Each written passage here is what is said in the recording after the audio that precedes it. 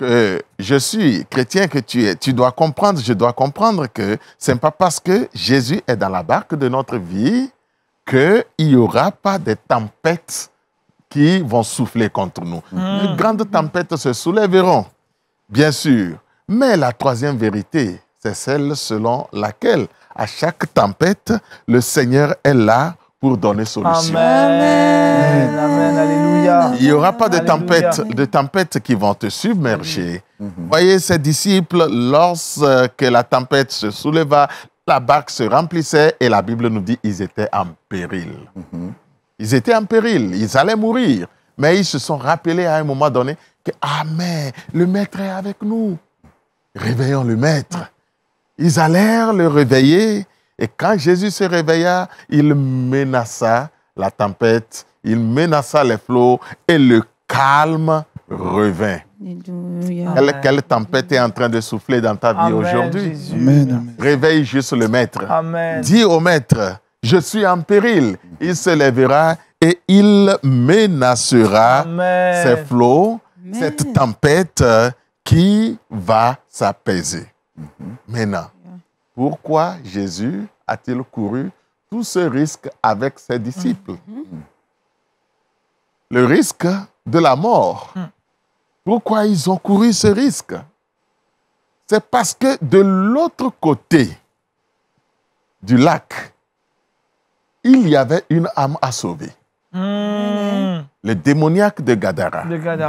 Lorsqu'ils arrivèrent et Jésus descendit, la Bible nous dit qu'il y avait un démoniaque là qui vivait entre les tombeaux là-bas et puis il était enchaîné, mais il brisait toujours ses chaînes, il était toujours nu, symbole de la honte et de l'exposition, et il était sous l'emprise des démons.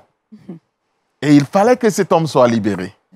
Donc Jésus et ses disciples ont couru le risque de ce voyage au point d'aller de l'autre côté du lac dans l'optique que cet homme puisse recevoir le salut. Il vint les accueillir chaleureusement avec une grosse pierre dans la main, mais quand Jésus l'a fixé, l'autorité du roi des rois est au-dessus de l'autorité des démons qui l'habitaient. Amen. Immédiatement, il se prosterna devant le Seigneur, il laissa tomber cette pierre et le Seigneur ordonna sur la demande de ces démons, qui étaient une légion, d'aller se réfugier dans un troupeau de pourceaux.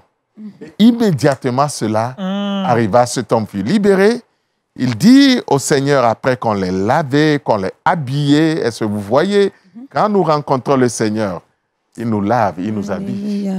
Amen. Il nous rend beau et belle. Amen. Est-ce que vous voyez? Et cet homme dit, permets-moi de te suivre, maître. Et il lui dit, non, retourne vers les siens et dis-leur ce que Dieu a fait pour toi. Amen. Ça voudrait dire qu'il repart comme un missionnaire, comme un évangéliste. C'était là l'objectif de ce voyage. Amen. Aller de l'autre côté afin qu'une âme soit sauvée et après le salut de cette âme devienne missionnaire pour ramener plusieurs âmes au Seigneur. Amen. C'est ce que le Seigneur veut faire dans la vie de quelqu'un qui m'écoute ce matin. Alléluia, Amen, je amen. reçois.